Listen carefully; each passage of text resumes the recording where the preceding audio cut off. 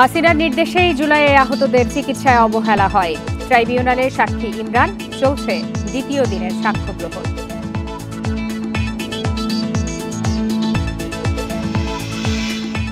বিচার বিভাগে নিয়োগ রাজনৈতিক বিবেচনায়, অভিযোগ টিআইবির। কিছু ক্ষেত্রে তড়িঘড়ি করে বিচার সম্পন্ন করা হচ্ছে।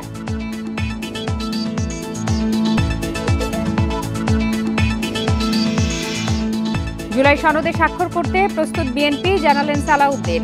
অযৌক্তিক দাবির মানে নির্বাচন পেছানোর অপচেষ্টা।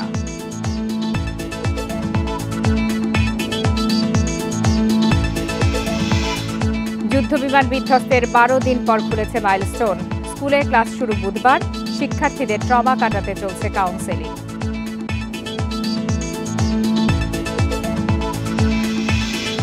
তীব্র খাদ্য সংকটে থাকা দেশের মধ্যে চতুর্থ বাংলাদেশ।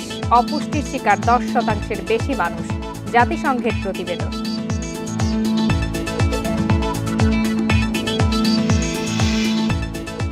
1 ঘন্টার বিরতিহীন সংবাদ দুপুরে আপনাদের সবাইকে আমন্ত্রণ জানাচ্ছি। আমি ফারহানা লোপা। এতক্ষণ শিরোনাম জানাচ্ছিলাম, চলে যাচ্ছি বিস্তারিত খবরে। শেখ হাসিনা পঙ্গু হাসপাতালে জুলাইয়ে আহতদের দেখতে গিয়ে no release no treatment order দেওয়ার পর থেকেই চিকিৎসায় অবহেলা করা হয়। উন্নত চিকিৎসার জন্য অন্য হাসপাতালে নেয়ার অনুমতিও দেয়া হয়নি বলে ট্রাইব্যুনালে সাক্ষ্য দিয়েছেন আহত শিক্ষার্থী আব্দুল্লাহ ইমরান। জুলাই অভ্যুত্থানের সময় পুলিশের গুলিতে তার বাম পা অকেজো হয়ে গেছে, এখনও চিকিৎসা চলছে বলে জানান তিনি। শেখ হাসিনার বিরুদ্ধে মানবতা বিরোধী অপরাধের মামলায় দ্বিতীয় সাক্ষী হিসাবে আন্তর্জাতিক অপরাধ ট্রাইব্যুনালে এই সাক্ষ্য দেন ইমরান। বলেন, গত বছরের 19 জুলাই রাজধানীর বিজয়নগর পানির ট্যাঙ্ক এলাকায় আন্দোলনের সময় তাকে গুলি করে পুলিশ। বিভিন্ন হাসপাতাল ঘুরে তাকে শ্যামলীর পঙ্গু হাসপাতালে ভর্তি করা হয়। সেখানে তাদের দেখতে যান সাবেক প্রধানমন্ত্রী শেখ হাসিনা।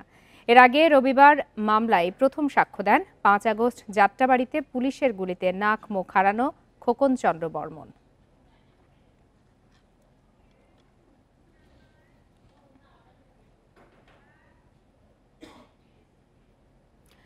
বিচার বিভাগের প্রত্যাশিত সংস্কার হয়নি, এখনও রাজনৈতিক বিবেচনায় নিয়োগ হচ্ছে বলে অভিযোগ করেছে ট্রান্সপারেন্সি ইন্টারন্যাশনাল বাংলাদেশ টিআইবি। সকালে রাজধানীর ধানমন্ডিতে নতুন বাংলাদেশ কর্তৃত্ববাদী সরকার পতন পরবর্তী 1 বছরের ওপর পর্যবেক্ষণ শিরোনামের গবেষণা প্রতিবেদনে এই অভিযোগ করে টিআইবি। টিআইবির গবেষণা প্রতিবেদনে বলা হয়, আইন কর্মকর্তাদের রাজনৈতিক বিবেচনায় নিয়োগ দেওয়ার অভিযোগ রয়েছে। নিয়োগ পাওয়া বিচারকদের দক্ষতা ও অভিজ্ঞতার ঘাটতি রয়েছে। টিআইবি জানিয়েছে, কিছু কিছু ক্ষেত্রে তড়িঘড়ি করে বিচার শেষ করা হচ্ছে। আদালত প্রাঙ্গণে বিশৃঙ্খলা ও আইনজীবীদের হেনস্থা করা হয়েছে। আইনশৃঙ্খলা পরিস্থিতি নিয়ে সংস্থাটি বলছে, পুলিশের দায়িত্ব পালনে অনাগ্রহ এবং পেশাদারিত্বের ঘাটতি রয়েছে। সুশাসনের ঘাটতির কথা উল্লেখ করে টিআইবির প্রতিবেদনে আরও বলা হয়, দুর্নীতি দমন কমিশনের কাজে হস্তক্ষেপ করা হচ্ছে।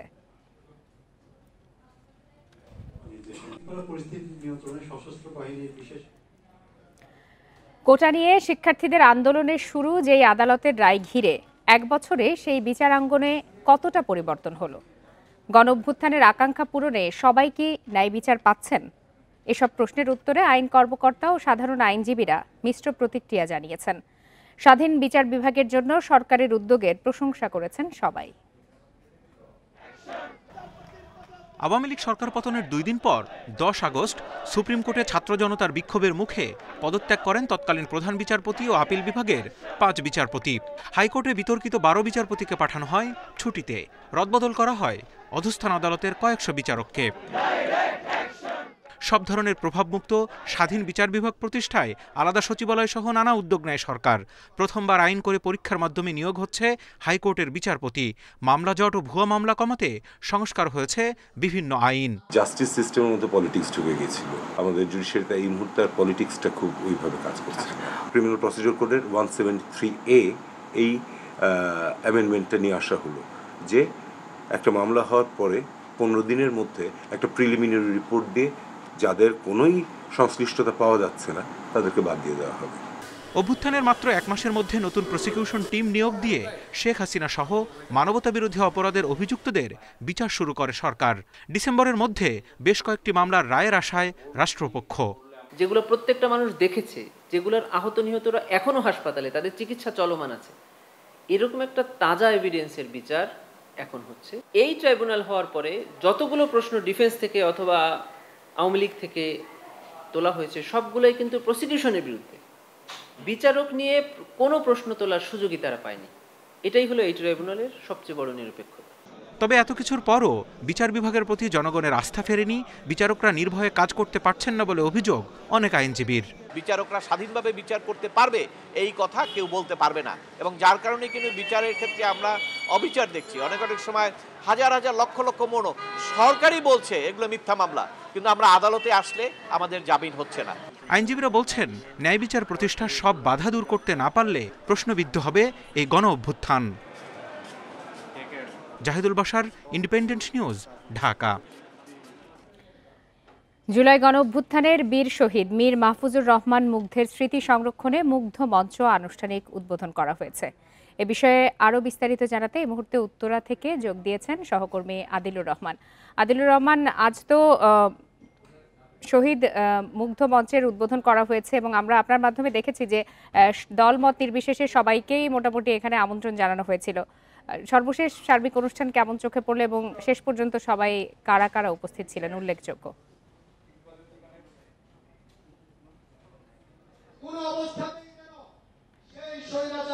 প্রথমে আসলে মুগ্ধ যে মঞ্চের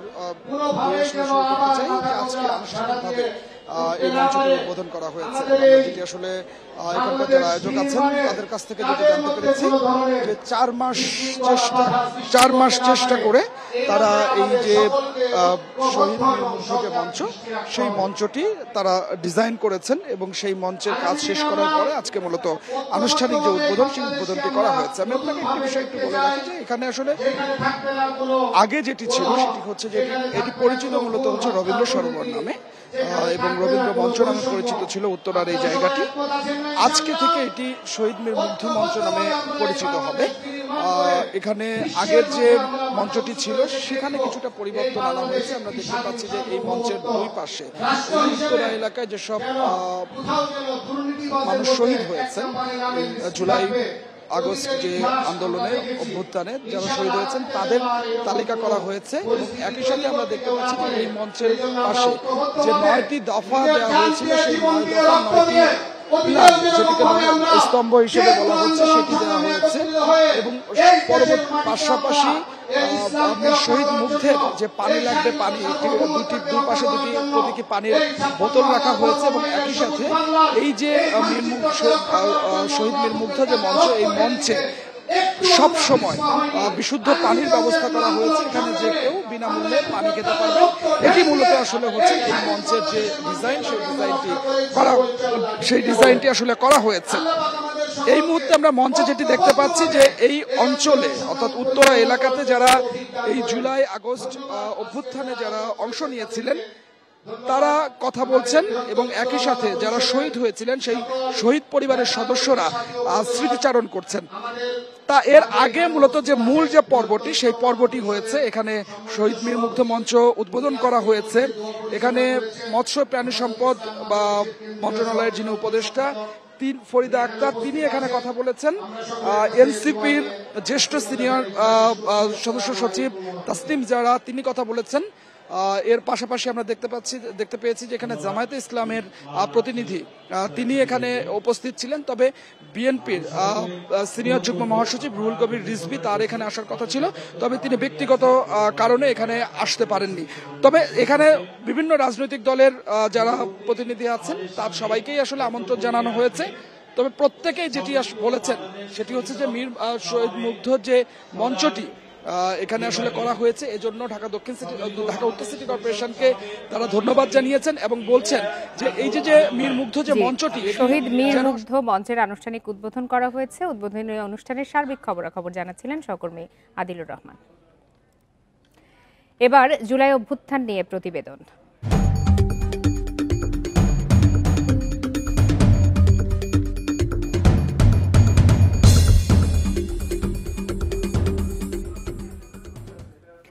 পুলিশ নিষিদ্ধ ছাত্রলীগ, যুবলীগ ও আওয়ামী সন্ত্রাসীদের নির্বিচার গুলি টলাতে পারেনি জুলাই যোদ্ধাদের।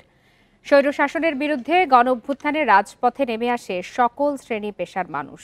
অনেকে আহত হয়ে হাসপাতালে ভর্তি হলেও পুলিশের কাছ থেকে বাঁচতে পালিয়েছিলেন হাসপাতালের বর্জ্যের গাড়িতে।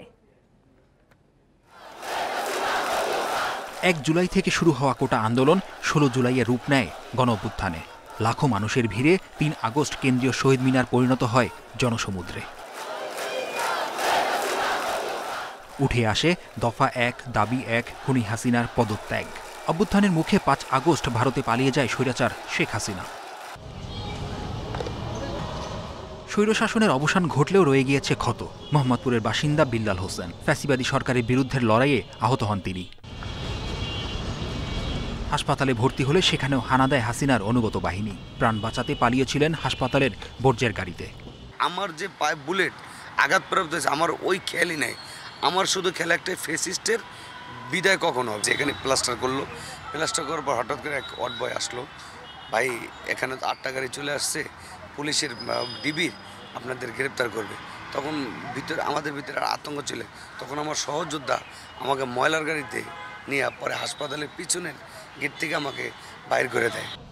3 আগস্ট রাজধানীর সায়েন্স ল্যাবে বৈষম্য বিরোধী ছাত্র আন্দোলনের ডাকে বিক্ষোভে যুক্ত হন কামরুল। গণগ্রেফতার থেকে পালিয়ে আসলেও রক্ষা পাননি বুলেটের আঘাত থেকে। পুলিশ হইলো প্রথম আমারে ডাক দিছে, এর ভিতরে আমার যে এই যে দেখেন এই বাড়িটা যে দিছে, এই বাড়িটা দেওয়ার পরে আমার এই বাড়িটা দিছে এরকম একটা এসএস পাইপ দিয়া হেলমেট পরা ছাত্রলীগ রাজধানীর নিউ মার্কেটে। এই যে এই বাড়িটা। রামপুরায় আন্দোলনের প্রথম থেকেই সম্পৃক্ত ছিলেন আরেক যোদ্ধা হাসান। তুলে ধরেন আহত ও নিহতদের সেই বিভীষিকাময় দিনের কথা।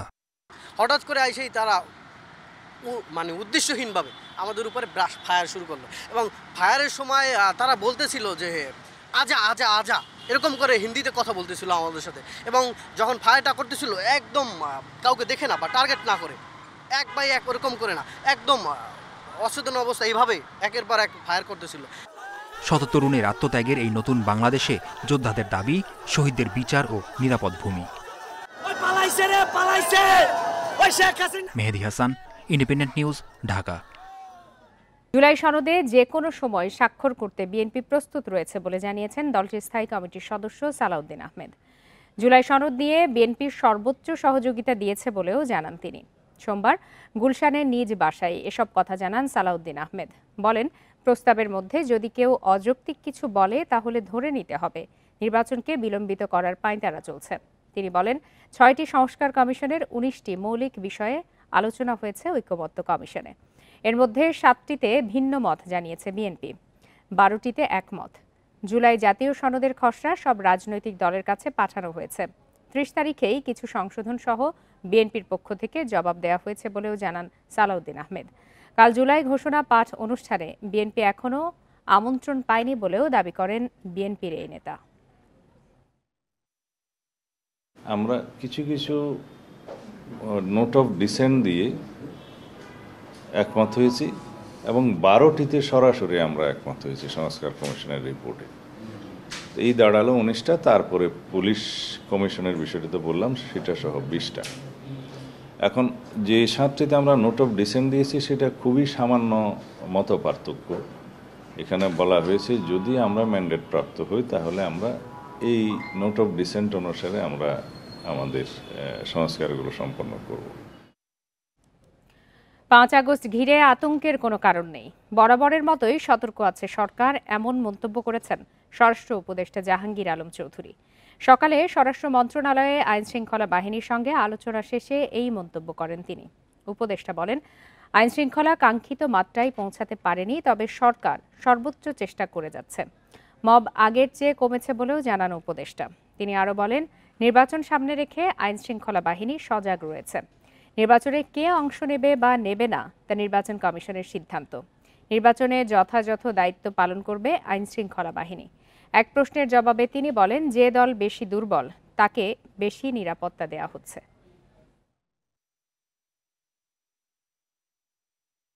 3 আগস্ট সম্বন্ধে একটা কিন্তু আতঙ্ক ছিল, 5 আগস্ট সম্বন্ধে এখানে তো কোনো ধরনের আতঙ্কের কোনো কারণেই নেই।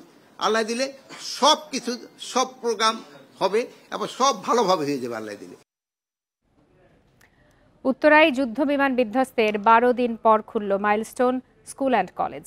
তবে পাঠদান শুরু হবে বুধবার থেকে। আজ থেকে সীমিত আকারে নেওয়া হচ্ছে পরীক্ষা। এর আগে রবিবার স্কুল খুললেও হয়নি কোনো শিক্ষা কার্যক্রম।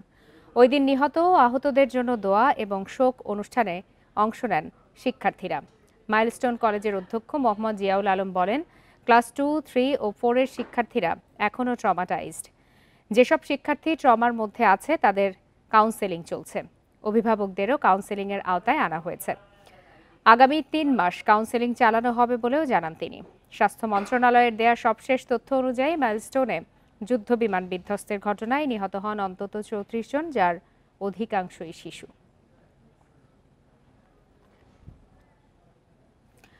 মাইলস্টোন স্কুল অ্যান্ড কলেজ থেকে এ বিষয়ে আরো বিস্তারিত তথ্য জানাতে যোগ দিয়েছেন সহকর্মী আরাফাতুর রহমান। আরাফাত, আপনি তো সকাল থেকেই মাইলস্টোন স্কুল অ্যান্ড কলেজে অবস্থান করছেন, বেশ কিছু সিদ্ধান্ত এসেছে, সেই বিষয়ে জানাবেন। সেই সাথে জানাবেন যে কাউন্সেলিং চলছে, কাউন্সেলিং এর পর যারা কাউন্সেলিং আওতায় এসেছেন তাদের কোনো ধরনের মানসিক পরিবর্তন আসছে কিনা, কি বলছেন যারা এর সাথে যুক্ত আছেন?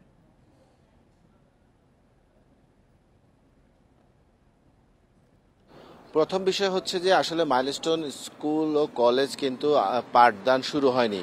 স্কুল খুলেছে শুধুমাত্র এইচএসসি পরীক্ষার্থীদের পরীক্ষার বিষয় এবং এসএসসি পরীক্ষা অর্থাৎ 9 এবং 10-এ যারা আছে তারা যেই প্রি টেস্ট বা প্রিলিমিনারি পরীক্ষা দিবেন সেই বিষয়ে কার্যক্রম শুরু হয়েছে। স্কুল খুলেনি এবং স্কুলের যে প্রধান শিক্ষক বা প্রিন্সিপালের সাথে আমাদের কথা বলার সুযোগ হয়েছে, জিয়াউল আলম উনি বলেছেন যে স্কুল অর্থাৎ 8ম শ্রেণী পর্যন্ত এই পাঠদান কার্যক্রম কখন শুরু হবে তারা সুনির্দিষ্টভাবে বলতে পারছে না। তবে আগামী রবিবার থেকে শুরু করার জন্য ছাত্র শিক্ষক যারা আছেন, অভিভাবক যারা আছেন তাদের সাথে ওনারা কথা বলে যাচ্ছেন যে সবার সম্মতি হলে 8ম শ্রেণীর ক্লাসগুলো আগামী রবিবার থেকে শুরু হতে পারে।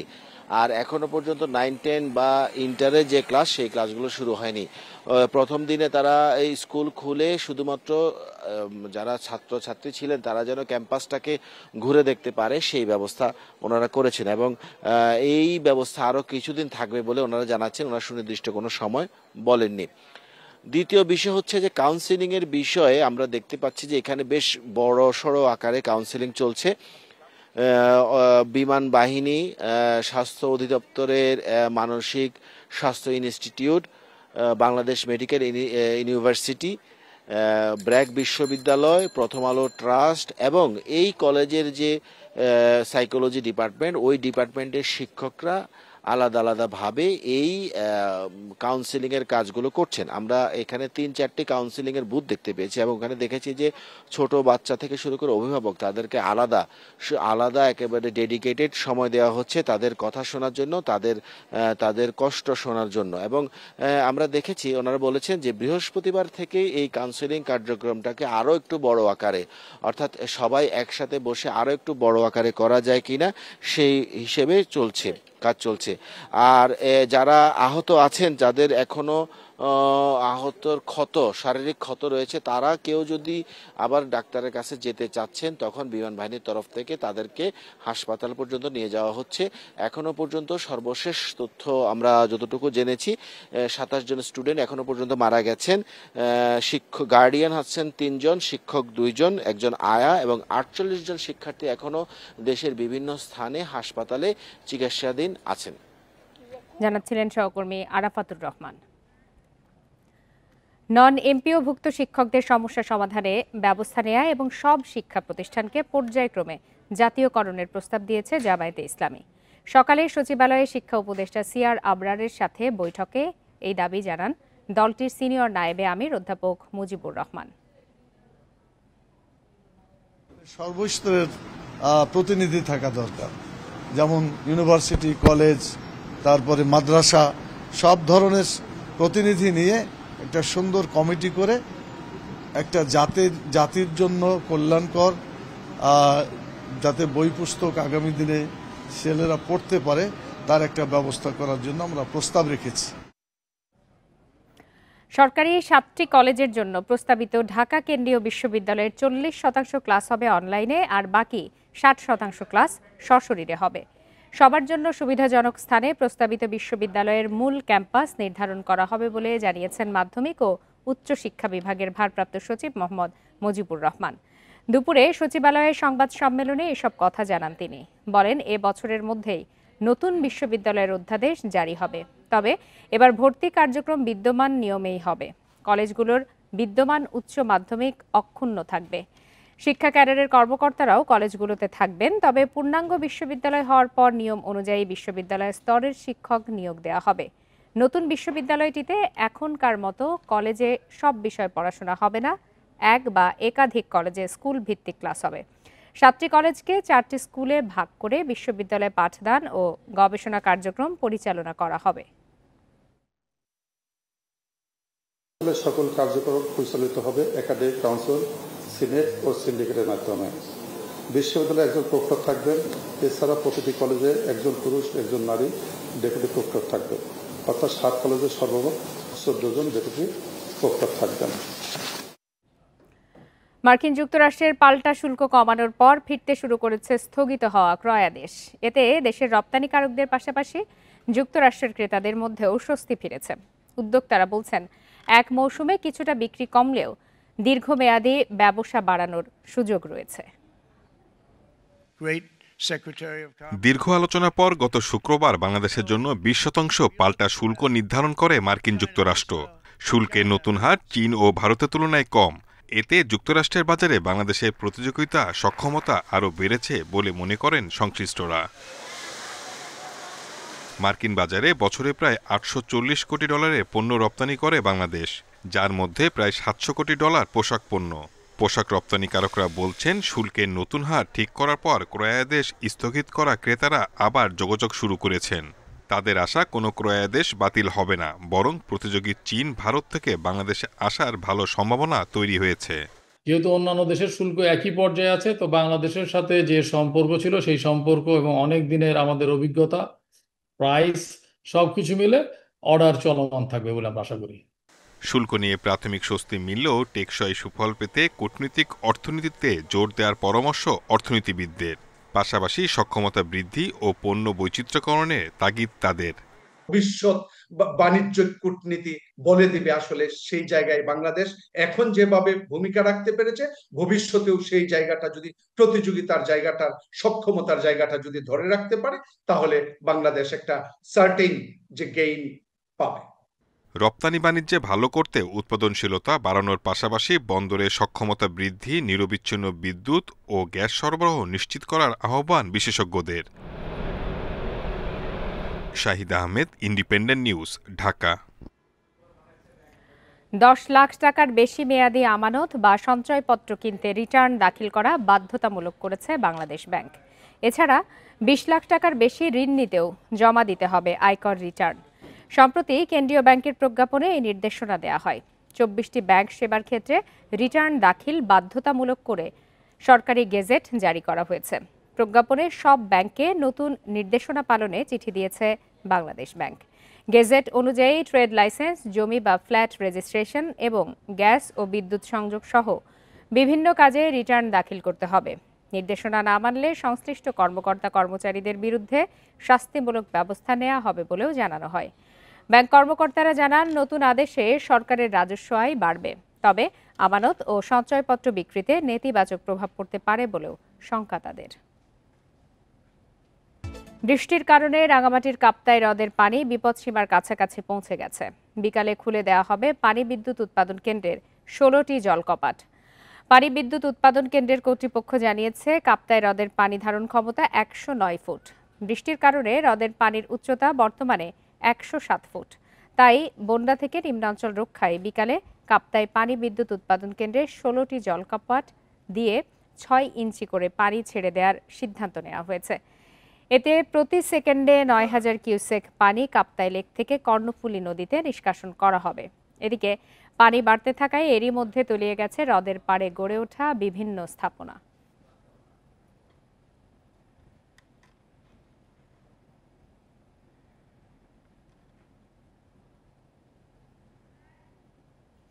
এ বিষয়ে সর্বশেষ তথ্য জানাতে রাঙামাটি থেকে যোগ দিয়েছেন সহকর্মী হিমেল চাকমা। হিমেল, এরই মধ্যে কিন্তু হ্রদের পানি বৃদ্ধি পাওয়ায় আশপাশের স্থাপনা পানিতে নিমজ্জিত হয়েছে। সেক্ষেত্রে বিকালে যদি 16টি জলকপাট খুলে দেওয়া হয়, কত এলাকা পানির নিচে চলে যাওয়ার আশঙ্কা রয়েছে?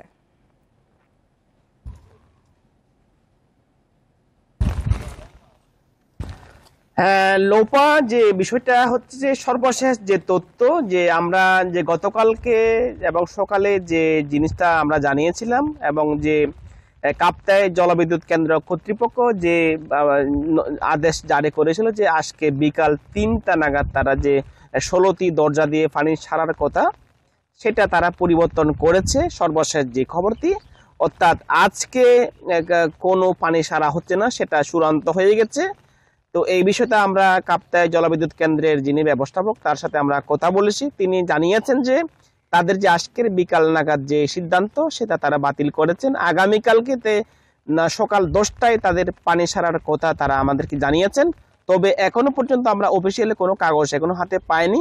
তবে তারা জানিয়েছেন যে আগামীকালকে সকাল 10টায় পানি ছাড়া হবে। একটা বিষয় লোপ আপনাকে জানিয়ে রাখি যে আসলে আমরা বিগত সময় অর্থাৎ আমি কয়েক বছরে যদি হিসাব করে দেখি যে আসলে কাপ্তাই জলবিদ্যুৎ কেন্দ্র কর্তৃপক্ষ আসলে মানুষের ঘর বাড়ি ডুবে যাক সেটা বা মানুষের দুর্ভোগে পড়ুক সেটাই মুখ্য বিষয় না। তারা স্কেল ধরে থাকেন, যদি স্কেলের পানি বাড়লে পরে তারা 107-এর পর যাওয়ার পরে তারা আসলে চিন্তা করেন যে পানি ছাড়াটা বিষয়টা, তা আসলে মানুষের দুর্ভোগ নিয়ে তারা আসলে চিন্তা করে না। আমি যদি আপনাকে দেখাই যে রাঙ্গামাটি শহরের যে এই যে এটা হচ্ছে ব্রাহ্মণটিলা এলাকা, এখানে আসলে অনেকগুলো পরিবার আসলে ইতিমধ্যে পানিতে তাদের যে পাটাতন সেগুলো তলিয়ে গেছে। তো এখানে মানুষের দুর্ভোগ আমি যদি বলি, রাঙ্গামাটির মধ্যে সবচেয়ে যে এই চিত্রগুলো দেখা যাচ্ছে লংগদুতে বেশি সবচেয়ে চিত্র আসে। পাশাপাশি রাঙ্গামাটি শহরে পুরাতন বাস স্টেশন, স্বর্ণটিলা এই সময় কাপ্তাইয়ের তীরবর্তী এলাকায় যেখানে বসতি করা হয়েছে সেগুলোতে আসলে ডুবে গেছে আর কি, যার কারণে মানুষের দুর্ভোগ সীমাহীন তাদের সমস্যা এলাকায়। তো একটা বিষয় যে আমরা কাপ্তাই জলবিদ্যুৎ কেন্দ্র কর্তৃপক্ষ যে 16টি দরজা দিয়ে যে পানি সারার কথা আসলে সেটাও যে সারলে পরে যে আসলে এই পানির তা কমে আসবে সেটা না। একটা বিষয় হচ্ছে আমরা যদি দেখি যে কাপ্তাই হ্রদের যে বাঁধ দিয়ে যদি পানি বেশি সারা হয় তখন কিন্তু যে কাপ্তাই বাঁধের নিচের অংশ অর্থাৎ চন্দ্রকোনা, রাউজান, রাঙ্গুনিয়া সেগুলোতে কিন্তু আসলে পানির বৃদ্ধি পায়, যার কারণে সেদিকে হিমেল একটু জানতে চাই, গত বছরও কিন্তু একই ধরনের সমস্যা দেখা দিয়েছিল একই সময়ে। সেক্ষেত্রে পানিগুলো যাতে বিকল্প কোথাও যেতে পারে, লোকালয় বা স্থাপনা নষ্ট না করে, সেই ব্যবস্থা কেন এক বছরেও নেওয়া হয় না? এটি তো শুধু এক বছর না, এর আগেও এই ধরনের সমস্যা ছিল।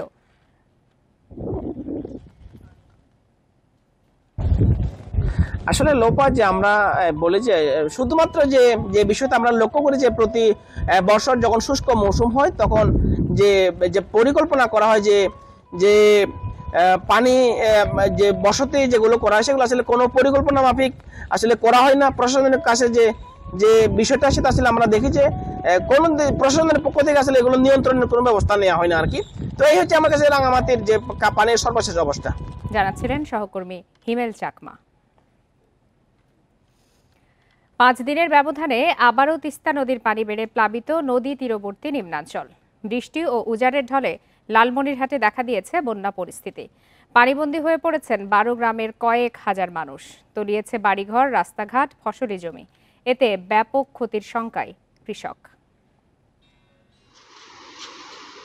রোববার থেকে তিস্তার ডালিয়া পয়েন্টে বাড়তে থাকে নদীর পানি। বন্যা পরিস্থিতি এড়াতে তিস্তা ব্যারেজের 44টি গেটই খুলে দেওয়া হয়। পরদিন পানি কিছুটা কমলেও এরই মধ্যে প্লাবিত হয়েছে লালমনিরহাটের নদী তীরের নিচু এলাকাগুলো। পানিবন্দী হয়ে পড়েছেন সদর, হাতিবান্ধা, আদিতমারি, মহিষখোঁচা উপজেলার বিভিন্ন ইউনিয়নের কয়েক হাজার মানুষ। আমন ধান সহ বিভিন্ন ফসল পানিতে তলিয়ে যাওয়ায় ক্ষতির শঙ্কায় কৃষক।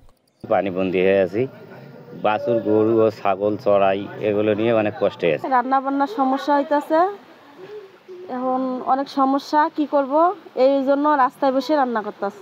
এদিকে কালীগঞ্জ উপজেলার দক্ষিণ ভোটমারি এলাকায় দেখা দিয়েছে নদী ভাঙন। বালুর বস্তা ফেলে ভাঙন ঠেকানোর চেষ্টায় স্থানীয়রা। পিছনে যে ভাঙড়ি আছে সেটা প্রচণ্ডভাবে আজকে লাগছে, আজকে পানি বাড়ার কারণে প্রচণ্ডভাবে লাগছে। ওখানেও কিছু বস্তা ফেলেছি, কিন্তু বস্তার অভাবে আমরা কাজ করতে পারতেছি না। ভাঙনের যে পরবর্তী কোনো ব্যবস্থা, সঠিক কোনো ব্যবস্থা এখন পর্যন্ত চোখে পড়তেছে না। দ্রুত খাদ্য ও অর্থ সহায়তা পৌঁছানোর অপেক্ষায় প্লাবিত এলাকার বাসিন্দারা। এর আগে গত 30 জুলাই তিস্তার পানি বেড়ে প্লাবিত হয় 4 উপজেলার 17টি গ্রাম। Independent news. ঝুঁকি নিয়ে নাটোরের হালতি ও চলনবিলে চলছে নৌকা ভ্রমণ। কোনো ধরনের নিরাপত্তা সুরক্ষা ছাড়াই বিলে ভ্রমণ করছেন হাজারো দর্শনার্থী। তাদের অভিযোগ, প্রায় প্রতি বছরই নৌকাডুবির ঘটনা ঘটলেও দেয়া হচ্ছে না কোনো লাইফ জ্যাকেট। এদিকে বিলে ভ্রমণকারীদের নিরাপত্তায় পর্যাপ্ত নজরদারির নির্দেশ জেলা প্রশাসনের। নাটোরের বিস্তীর্ণ এলাকা জুড়ে হালতি ও চলন বিল। বর্ষা মৌসুমে পানিতে কানায় কানায় পূর্ণ হয়ে ওঠে বিল দুটি। আর সেই সৌন্দর্য দেখতে বিভিন্ন এলাকা থেকে আসেন নানা বয়সী মানুষ। সকাল থেকে সন্ধ্যা পর্যন্ত বিলের পানিতে চলে কয়েকশো নৌকা, কিন্তু কোনো ধরনের নিরাপত্তা সুরক্ষা না থাকায় যে কোনো সময় ঘটতে পারে দুর্ঘটনা। নৌকায় ধারণ ক্ষমতার অতিরিক্ত বহনেরও রয়েছে অভিযোগ। আমি নিজেও সাঁতার জানি না, আমার বাচ্চারাও সাঁতার জানে না। যদি এখানে আসলে লাইফ জ্যাকেট বা এখানে প্রোটেকশনের ব্যবস্থা থাকতো তাহলে আমি নির্ভয়ে বেড়াতে পারতাম, আরও বিষয়টা উপভোগ করতে পারতাম। লাইফ জ্যাকেট ছাড়া আসলে ট্যুর দেওয়া খুব কষ্টকর হয়ে যাচ্ছে। নিরাপদ থাকলে আমরা ঘুরে স্বাচ্ছন্দ্য বোধ করতাম। বছরে 3 মাস বিলে চলে নৌকা ভ্রমণ। লাইফ জ্যাকেট খরচ সাপেক্ষ বলে দাবি মাঝিদের, এজন্য প্রশাসনের সহায়তা চান তারা। মাল্লা মাঝি আছে, তারপরে প্যাসেঞ্জার আছে, মিলে লাইফ জ্যাকেটের খুব দরকার। কিন্তু আমাদের যা ইনকাম, এই ইনকামে আমাদের লাইফ জ্যাকেট কেনার মতো সামর্থ্য নাই। তাই সরকার থেকে যদি এই লাইফ জ্যাকেটটা ব্যবস্থা করতো, আমাদের এই এলাকায় মোটামুটি 100টার মতো নৌকা আছে। এদিকে বিলে দর্শনার্থীদের ভ্রমণের নিরাপত্তা ঝুঁকি এড়াতে সব ধরনের ব্যবস্থার নির্দেশ দিয়েছে জেলা প্রশাসন। পর্যটকদের নিরাপত্তার জন্য লাইফ জ্যাকেট বা যে ধরনের সরঞ্জামগুলোর প্রয়োজন আছে সেগুলোর ব্যবস্থা করার জন্য আমরা প্রয়োজনীয় দিক নির্দেশনা স্থানীয় প্রশাসনকে দিয়েছি। গত বছর হালতি বিল ও চলন বিলে দুর্ঘটনার কবলে পড়ে অন্তত 30টি নৌকা, প্রাণ হারান 2 জন। Independent news. দীর্ঘদিন সংস্কার না হওয়ায় ফরিদপুর, রংপুর ও বরগুনার অনেক জায়গায় বেহাল সড়ক। বৃষ্টিতে খানাখন্দে পড়ে প্রায়ই ঘটছে ছোট বড় দুর্ঘটনা। দুর্ভোগে চলাচলকারীরা। দ্রুত সড়কগুলো মেরামতের দাবি ভুক্তভোগীদের। এমন বেহাল দশা ফরিদপুর ভাঙ্গা মহাসড়কের। দীর্ঘদিন সংস্কার না হওয়ায় 30 কিলোমিটার সড়কটির 22 কিলোমিটারে তৈরি হয়েছে ছোট বড় খানাখন্দ। ফলে ব্যবহারের অনুপযোগী হয়ে পড়েছে সড়কটি। ভোগান্তিতে চালক ও যাত্রীরা। এই রাস্তায় আমি একটা রুগী নিয়ে যাতায়াত করলে যে জায়গায় আমার লাগে 20 মিনিট, ওই জায়গায় আপনার হচ্ছে সর্বোচ্চ 1 ঘন্টা 1.5 ঘন্টা সময় লাগে। প্রতিদিনই অনবরত সড়ক দুর্ঘটনা ঘটতেছে। আজকে আমার সামনে 3টা অটো পড়ে গেল। খানাখন্দে ভরা রংপুর নগরের জাহাজ কোম্পানি মোড় থেকে সাতমাথা পর্যন্ত প্রায় 5 কিলোমিটারে ঘটছে ছোট বড় দুর্ঘটনা। যে রাস্তাটা এত ভাঙা, এত পরিমাণ ভাঙা, কেউ চোখে দেখে না, কোনো প্রশাসনও চোখে দেখে না। স্কুলের ছাত্রছাত্রীরা যেতে পারে না, উল্টি রিক্সার থেকে পড়ে আহত হয়। বরাদ্দের অভাবে কাজ শুরু করতে পারছে না নগর কর্তৃপক্ষ। রংপুরে যে বাজেট বরাদ্দ, তাতে এত বড় রাস্তা আমাদের সক্ষমতায় কোনো নির্মাণ করাটা আসলে আমাদের জন্য সম্ভব না। সেই কারণে এটা আমরা প্রজেক্টের প্রপোজাল আকারে পাঠিয়েছি। তবে জরুরি বিবেচনায় খুব বেশি যে জায়গায় মেরামতের জরুরি হয়ে পড়েছে, সেই জায়গায় একটু মেরামতের জন্য আমরা উদ্যোগ নিয়েছি। একই চিত্র বরগুনার আমতলী তালতলী আঞ্চলিক সড়কের 22 কিলোমিটারে। বিকল্প সড়ক না থাকায় বেহাল সড়কে বাধ্য হয়ে চলাচল করতে হচ্ছে যাত্রীদের। রাস্তা যখন হয় তখন দেখা যায় একটু সুন্দর, কিন্তু 2 মাস 6 মাস 1 বছর যেতে না যেতেই আবার রাস্তার সেই যে দুর্ভোগ, সেই বেহাল অবস্থা হয়ে যায়। 10 মিনিটের রাস্তা 40 মিনিট লাগে, বুঝলেন, তারপরে গাড়ির ক্ষতি। এদিকে সাতক্ষীরার প্রায় 5.5 কিলোমিটার দৈর্ঘ্যের 2টি আঞ্চলিক সড়কে চলমান কার্পেটিংয়ে অনিয়মের অভিযোগ করেছেন স্থানীয়রা। তাপস সরকার, ইন্ডিপেন্ডেন্ট নিউজ। তীব্র খাদ্য সংকটে থাকা বিশ্বের 10টি দেশের মধ্যে চতুর্থ অবস্থানে বাংলাদেশ। বাংলাদেশের 10% বেশি মানুষ অপুষ্টির শিকার। এছাড়া 44% মানুষ প্রায়শই খাদ্য সংকটে পড়েন। জাতিসংঘের খাদ্য ও কৃষি সংস্থার এক প্রতিবেদনে এসব তথ্য উঠে এসেছে। প্রতিবেদন বলছে, সামগ্রিকভাবে খাদ্য উৎপাদনে অগ্রগতি থাকলেও বাংলাদেশের দরিদ্র জনগোষ্ঠী এখনও খাদ্য নিরাপত্তার দিক থেকে পিছিয়ে রয়েছে। বিশেষজ্ঞরা বলছেন, আয় বৈষম্যের কারণে বিপুল সংখ্যক মানুষ প্রতিদিনের ন্যূনতম চাহিদা মেটাতে হিমশিম খাচ্ছেন। দ্রব্যমূল্যের ঊর্ধ্বগতিকে সুষম খাদ্য গ্রহণে বড় বাধা হিসাবেও দেখছেন তারা। জাতিসংঘ বলছে, শিশু ও নারীরা সবচেয়ে ঝুঁকির মুখে। অপুষ্টির হার বাড়ছে, যার প্রভাব পড়ছে শিশুদের মানসিক ও শারীরিক বিকাশে।